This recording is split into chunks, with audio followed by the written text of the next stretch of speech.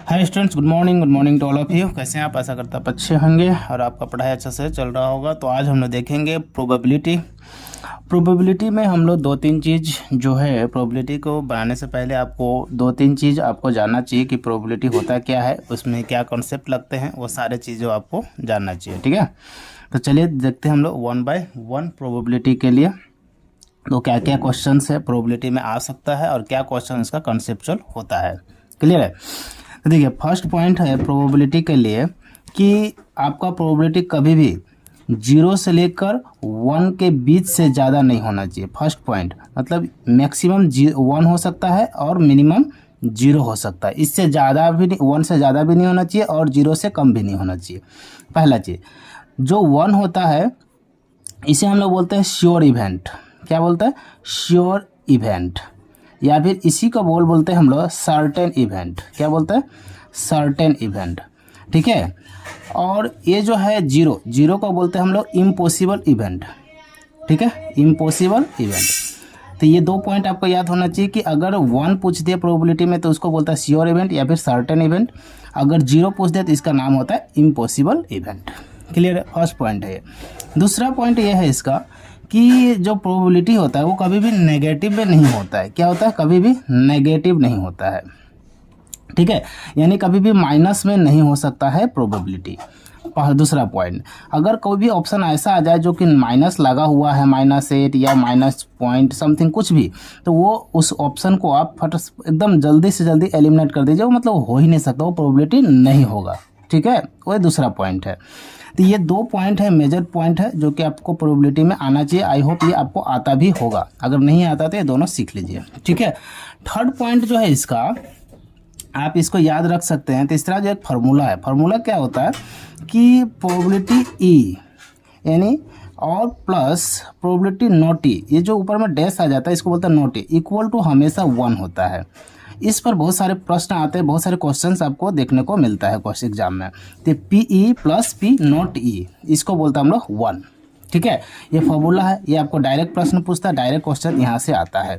ठीक है, कोई एक गिवन दे देगा, कोई एक क्वेश्चन, और उसमें से आपको निकालना पड़ता है दूसरा है या नहीं है। प्रोबेबिलिटी ई निकालने देगा या फिर प्रोबेबिलिटी नॉट ई निकालने के लिए आपको देगा। थर्ड पॉइंट इसका जो है एक और है, फॉर्मूला ही बनता है इसका, उसका नाम है क्या आपको, उसे हम लोग बोलता है probability of event equal to total number of possibility outcome, total number of possibility outcome, और उसका ऊपर दिया जाएगा total number of favourable outcome. ठीक है, मतलब है कि नीचे में जो है ये टोटल नंबर कितना है, उसमें से कितना आपको आ रहा है इस फॉर्मूला पर। यानी 4 मेथड अगर आपको पता है तो पूरा का पूरा जो प्रोबेबिलिटी है आपका क्वेश्चंस का वो बन जाएगा। तो ये पहले कंसेप्ट आपको पता होना चाहिए कि कैसे बनते हैं, उसके बाद आपको ये क्वेश्चंस में आना चाहिए। ठीक है, ये 4 कंसेप्ट आपको याद होना चाहिए। अगर ये चारों याद है, अगर आता है, तो फिर आप क्वेश्चंस पर आ सकते हैं। चलिए देखते हैं क्वेश्चन नंबर 1। क्वेश्चन नंबर 1 में क्या है, इन अ थ्रो और dice the probability of getting 4। देखिए, एक डाइस समझते हैं, डाइस लूडो का जो डाइस होता है, वो डाइस में अगर आप देखिएगा तो कितने नंबर होता है, 1 2 3 4 5 एंड 6, 6 नंबर होते हैं total.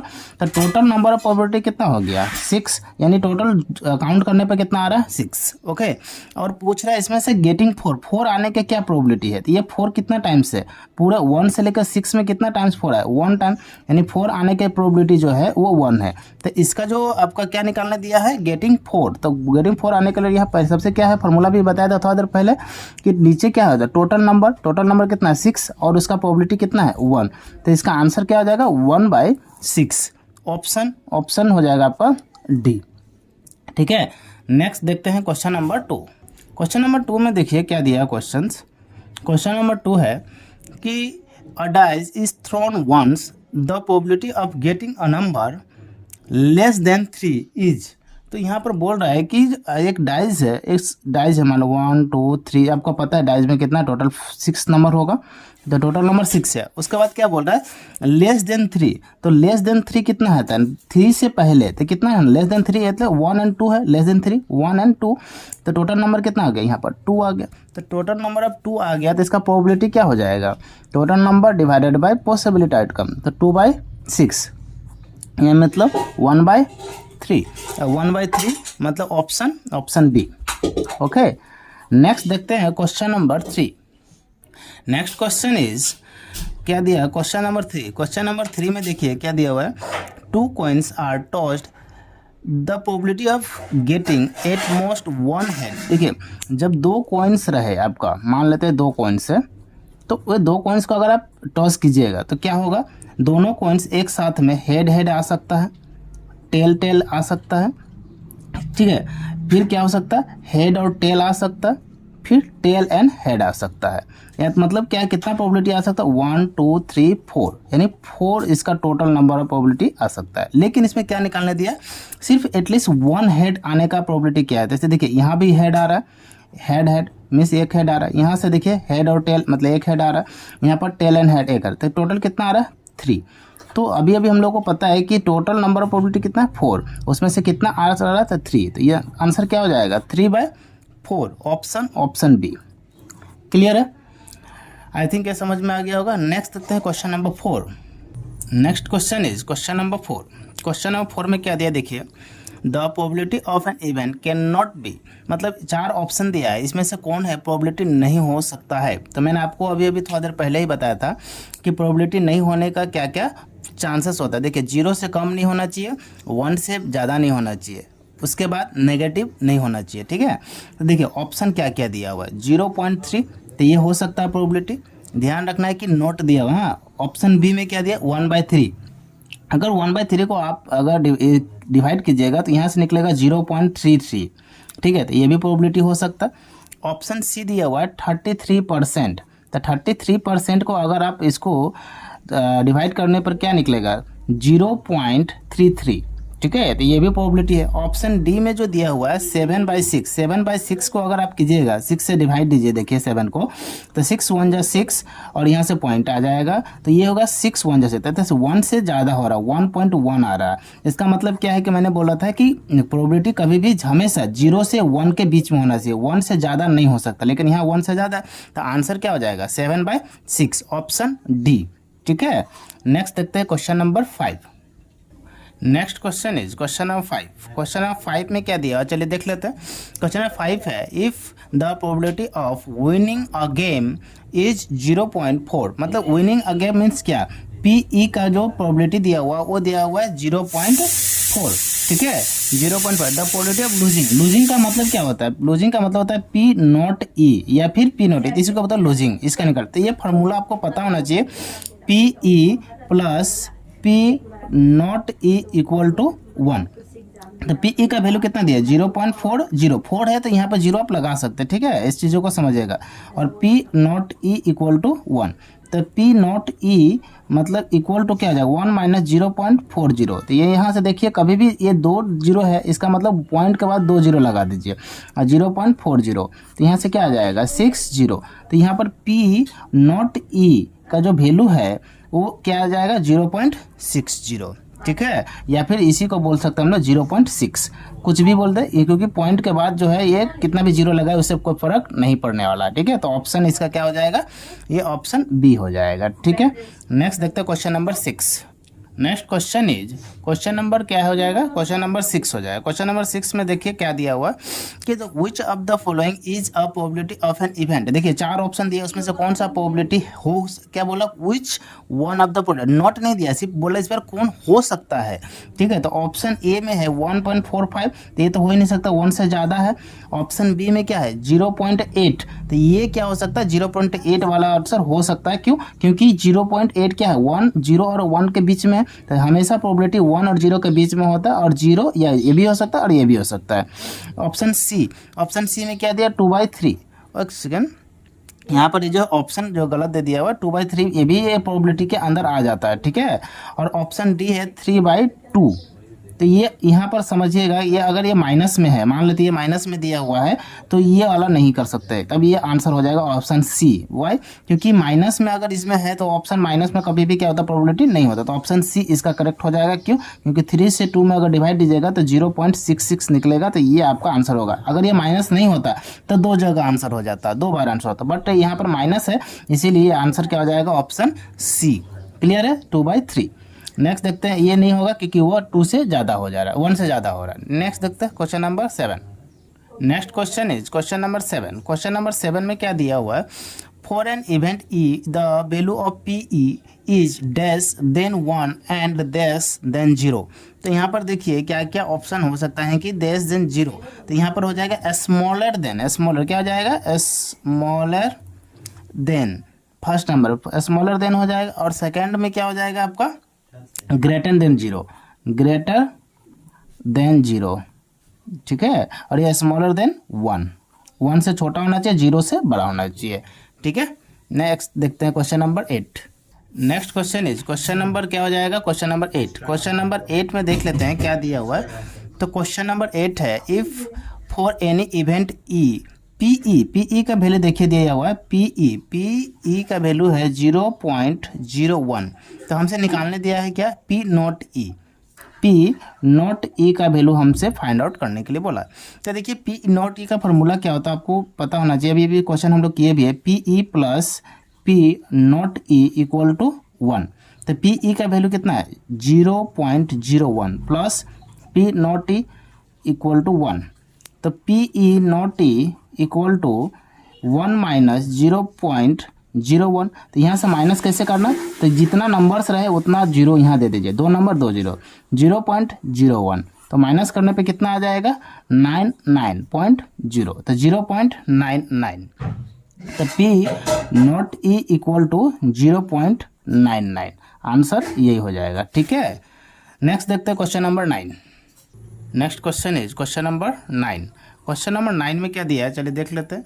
Which of the following can not be probability of an event. Okay, देखिए इसमें 4 ऑप्शन दिया है, उसमें से कौन सा प्रोबेबिलिटी नहीं हो सकता ये हमें बताना है। देखिए ऑप्शन ए में है 2/3, ऑप्शन बी है -1.5, option C 15% and option D 0.7। और इसमें पूछा है कौन सा नहीं हो सकता। तो देखिए जब भी आपको नहीं का बात बोले और माइनस दिख जाए तो सीधा सीधा उसमें टिक लगा देना है, ज़्यादा सोचना ही नहीं है, क्योंकि माइनस कभी भी प्रोबेबिलिटी नहीं होता है।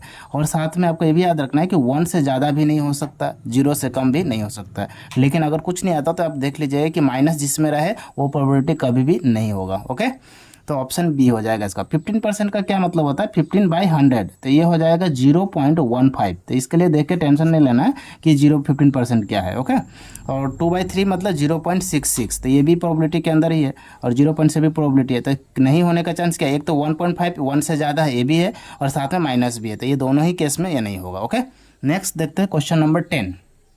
क्वेश्चन नंबर 10 में क्या दिया है, देखिए ये question very very important question है, ये बार बार आता रहता है, ठीक है, एग्जाम में।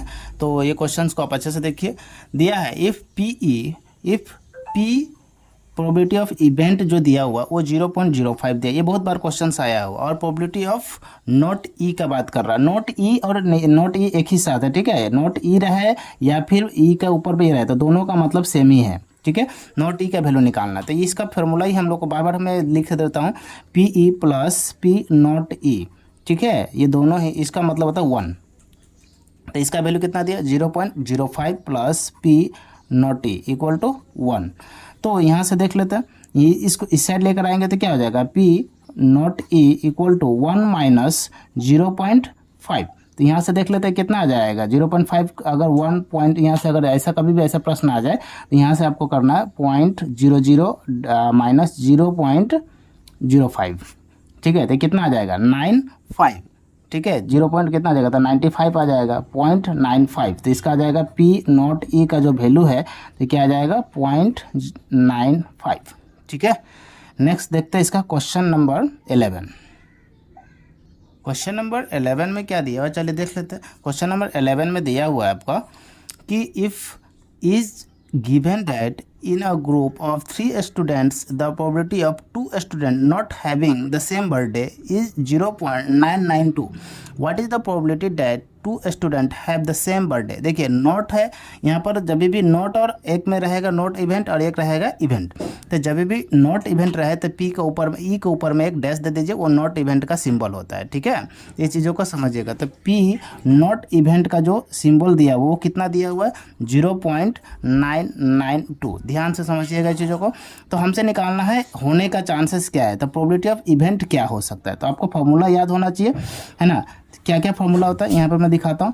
P E plus P not E का जो वैल्यू है वो कितना 1 होता है। तो पी ई का वैल्यू कितना दिया हुआ है 0.992 प्लस पी नॉट ई का वैल्यू निकालना है। तो यहाँ पर 3 नंबर है, तो इधर में पॉइंट के बाद 1 के बाद 3 नंबर आप दे सकते हैं, क्योंकि कोई कितना भी नंबर दीजिए पॉइंट के बाद कोई आपको फ़र्क नहीं पड़ने वाला। तो P not E equal to कितना आ जाएगा 1.123 माइनस 0.992। ठीक है, तो यहाँ से अगर माइनस कीजिएगा तो इधर कितना आ जाएगा 1 2 3 और 0.992, 10 में से 2 गया तो 8, और यहाँ पर कितना आ जाएगा, यहाँ 9 में से 0 0, यहाँ से 0, तो 0.008। तो पी ई जो है पी ई का जो वैल्यू आ जाएगा वो कितना आ जाएगा 0.008। ये ध्यान रखना है कि इसमें 0 में गलती हो जाता है। ठीक है, तो इसको आप ध्यान से कीजिएगा। ठीक है, और लास्ट क्वेश्चन हम लोग आज का देखते हैं, क्वेश्चन नंबर 12। तो आज का हम लोग का लास्ट क्वेश्चन है, और इतना ही क्वेश्चन आप प्रैक्टिस कर लीजिए, आपके लिए बहुत हो जाए, एग्जाम में एक भी क्वेश्चन नहीं छूटेगा। ठीक है, तो a dice is thrown once, the probability of getting prime number. देखिए कभी भी आपको प्राइम पूछ दे या फिर ऑड नंबर पूछ दे तो इसको आप ध्यान से समझिएगा कि प्राइम नंबर में क्या होता है। देखिए पहले तो ये आपको एक डाइस कीजिएगा तो 1 2 3 4 5 एंड 6, 6 हो जाएगा टोटल नंबर। अब प्राइम नंबर क्या क्या होता है 2 4 6। ठीक है, या फिर इवन नंबर पूछ सकता है।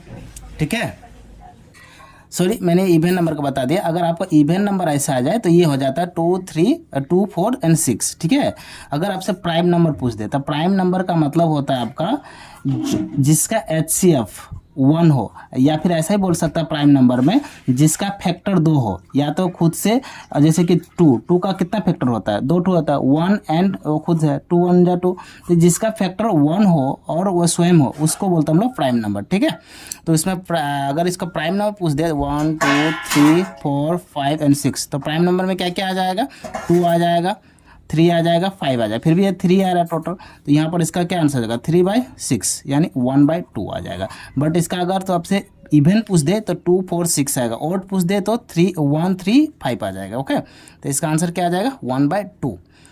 ठीक है, इसी के साथ हम लोग आज का जो सेशन है यही ख़त्म करते हैं। तब तक ले जय हिंद, जय भारत, थैंक यू।